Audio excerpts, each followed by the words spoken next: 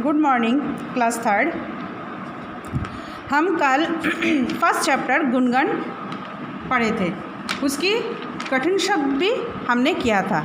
आज हम उसी चैप्टर की शब्दार्थ हम बोलेंगे और उसके बाद ये एक्सरसाइज आज हम सॉल्व करेंगे। ओके, तो पहले कठिन शब्द का जो शब्दार्थ है ना वो पहले पढ़ लेते हैं। द्वार, द्वार मीन्स दरवाज़ा, द्वारपाल दरवान, भय डर, जन लोग, शेष बाकी, बेला सोमाय, कुटी कुटिया या घर।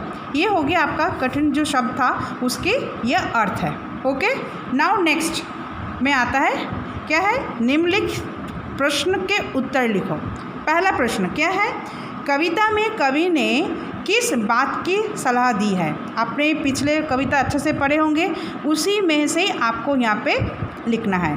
तो कविता में कवि ने एकांत में पूजा करने की सलाह दी है।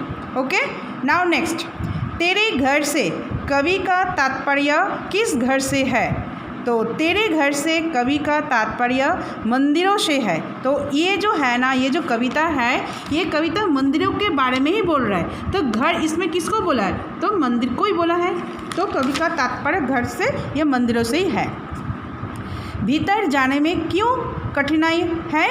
भीतर जाने में कठिनाई इसलिए हुई है क्योंकि सब द्वारों पर भीड़ मची हुई है। तो आपने पिछले कविता में क्या पढ़ा था, जे मंदिर की तो बहुत सारे दरवाजे तो बहुत सारे हैं, लेकिन क्या है, सारे दरवाजे में भीड़ मची हुई है, इसलिए वो अंदर नहीं जा पा रहा है। तो अंदर जाने में कठिनाइयाँ आ रही हैं। ओके, नाउ नेक्स्ट क्या है, कवि अपनी कुटी में लौटने की तैयारी क्यों करता है। पिछले कविता में आपने क्या पढ़ा, जे कवि ने लाइन में खड़े थे अंदर जाने के लिए और द्वारपाल क्या कर रहे थे, द्वारपाल भय दिखा रहा था जिस अंदर भीड़ ना मची हुई, इसलिए थोड़ा थोड़ा करके अंदर जाने के लिए दे रहे थे। उसमें भी कवि का बारी नहीं आया, समय बीते जा रहा था। तो कवि ने सोचा चलो एक कुटिया बना लेते हैं और उसी में हम भगवान की गुण एकांत में बैठ के करते हैं। तो आप उसमें आंसर क्या लिखोगे, कवि अपनी कुटी में लौटने की तैयारी इसलिए करता है क्योंकि कवि एकांत में पूजा करना चाहता है। ओके, नाउ नेक्स्ट, द्वारपाल कौन होता है, वो भय क्यों दिखलाता है। द्वारपाल यहाँ पे आपने अर्थ पढ़ा है, द्वारपाल मतलब दरबान को बोलते हैं, तो द्वारपाल दरबान को कहते हैं। भय इसलिए वो दिखाता है जे एक साथ वो सारे लोगों को अंदर जाने देंगे तो मंदिर के अंदर भीड़ मच जाएगा, तो पूरा डिसिप्लिन टूट जाएगा।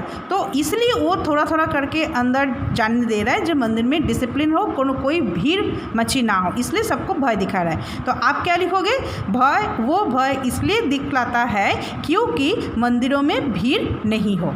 ओके, तो ये जो क्वेश्चन आंसर है मैम ने बुक में किया, तो आप भी बुक में लिखोगे सेम टू सेम ये क्वेश्चन आंसर और ये शब्दार्थ। जैसे कठिन शब्द अपने नोटबुक में किया है, वैसे ही शब्दार्थ भी नोटबुक में करोगे और ये क्वेश्चन आंसर भी आप नोटबुक में करोगे, इसमें भी करोगे और नोटबुक में भी करोगे क्वेश्चन आंसर, लेकिन कठिन शब्द और शब्दार्थ आप नोटबुक में करना है। ओके, नाउ नेक्स्ट, सही उत्तर पर टिक का निशान लगाओ।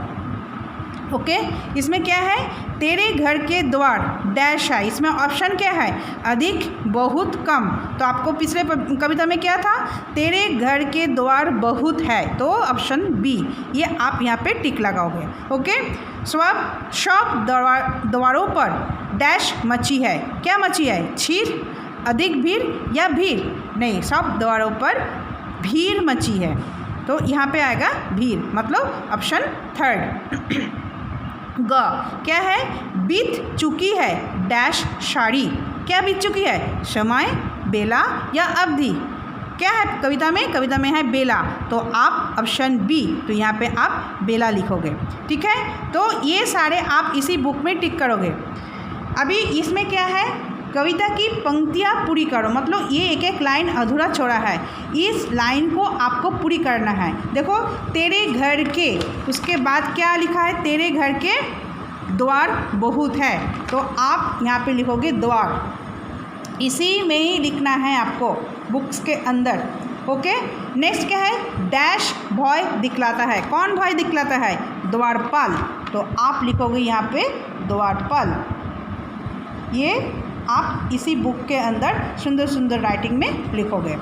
कुछ ही डैश जाने पाते हैं, क्या है लाइन में देखो, कुछ ही जन, तो आप यहाँ पे लिखोगे जन, जाने पाते हैं। नेक्स्ट क्या है, करूँ डैश की अब तैयारी, वही बैठ गुन गाँव में। किसकी तैयारी कर रहे हैं, करूँ कुटी की, तो कुटी होगा, तो इसमें आप लिखोगे कुटी।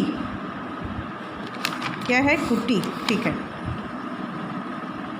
कुटी की अब तैयारी, वही बैठ गुन गाँव में।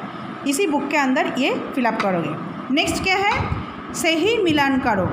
ये क्या है, एक साइड दो कलम है, ये एक साइड में जो शब्द है उसी का यहाँ पे इसके साथ मैच करना है।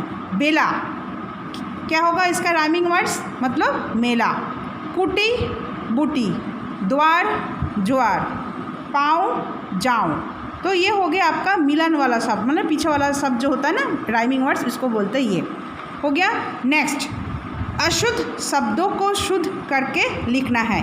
अशुद्ध शब्दों को शुद्ध करके कैसे लिखना है, देखो मैंने आपको एक यहाँ पे लिख के दिखा रही हूँ। देखो यहाँ पे क्या है, क्या लिखा है, धक्के। आपको स्पेलिंग क्या है, दोनों का क्या पूरा लिखना है, यहाँ पे पूरा लिखा हुआ है, तो क्या शुद्ध है ना अशुद्ध है, ये अशुद्ध है, तो यहाँ पे आधा क आएगा, तो मतलब ध आधा क फिर पूरा क एक ही मात्रा, ये हो गया शुद्ध। ठीक है, अभी इसमें क्या है, ग के साथ बड़ी उ की मात्रा लगा, तो ये क्या शुद्ध है ना अशुद्ध है, ये है अशुद्ध, तो ग के साथ आएगा छोटी उ फिर र, तो हो गया गुण। ये क्या है, द्वारपाल। द्वारपाल का स्पेलिंग देखो क्या है, द्वारपाल में क्या गलत है आप बताओ, क्या नहीं है, द्वारपाल में ये जो नीचे वाला हलंत होता है ना, ये नहीं है, तो ये आपको नीचे वाला ये लगाना है, तो ये हो गया अभी शुद्ध। सेम टू सेम देखो मैम ने यहाँ पे शुद्ध करके लिखे हैं, तो आप भी इसी के बुक के अंदर कुटी, कुटी में क्या है, बड़ी ऊ लगाया है, तो इसमें आएगा छोटी ऊ, छोटी ऊ लगाने के बाद ही ये शुद्ध बनेगा। घुसने, यहाँ पे भी बड़ी ऊ है, तो यहाँ पे होगा छोटी ऊ, घुसने। भीड़, भीड़ का देखो छोटी ई लगा हुआ है, इसमें मात्रा क्या आएगा, बड़ी ई, तो बड़ी ई लगा के ये शुद्ध बनेगा। तो आपको ये सारे शुद्ध अशुद्ध इसी बुक में भी करना है। अभी नेक्स्ट क्या है, पर्यायवाची शब्द, मतलब जो शब्द इसी का है, इसी का ही सेम मीनिंग वाला शब्द लिखना है। जैसे घर, घर को हम अलग भी बोल सकते हैं और कुटी भी बोल सकते हैं। रास्ता, रास्ता को हम राह बोलते हैं, है ना। भक्त, भक्त को क्या बोलते हैं, बुद्ध बोलते हैं। और ईश्वर, ईश्वर को हम भगवान भी बोलते हैं, प्रभु बोलते हैं। ठीक है, ये हो गया आपका पर्यायवाची शब्द। और ये क्या है, ये उच्चारण करके आपको जोर जोर से बोलना या पढ़ना है। ओके, नाउ नेक्स्ट क्या है, ये प्रश्न का उत्तर बताना है। इसमें क्या है, भक्त किस लिए परेशान है, फिर भक्त किस लिए परेशान है, भक्त इसलिए परेशान है जो अंदर नहीं जा पा रहा है, भीड़ में धक्का हुक्की हो रहा है, इसलिए ये भक्त क्या है, परेशान है। ये सारे आपको मौखिक, ये ना नोटबुक में ना इसमें करोगे, ये सिर्फ आपको रीड करना है, पोएम के बाद इसको क्वेश्चन आंसर को आंसर करना है, वो भी मौखिक करना है, कोई लिखना नहीं है। ठीक है, ईश्वर के घर के कितने द्वार होता है, ईश्वर के घर के तो बहुत द्वार होते हैं। कभी ने भय दिखलाने की बात किसे कहा है, कभी ने भय दिखलाने की बात कौन, द्वारपाल ही ना भय दिखा रहा है, उसको कह रहा है। कवि की बारी क्यों नहीं आई, क्योंकि भीड़ इतनी थी और द्वारपाल थोड़े थोड़े करके अंदर जाने दे रहे थे, इसलिए कवि की बारी नहीं आई। ओके, तो आप क्या करोगे, फिर से मैं रिपीट कर रही हूँ, कठिन शब्द और शब्दार्थ और ये क्वेश्चन आंसर आप अपना नोटबुक में करोगे। बाकी यहाँ से question number 2, question number 3, question number 4 और ये यहाँ तक आप इसी बुक के अंदर करोगे neat and clean. Okay, thank you.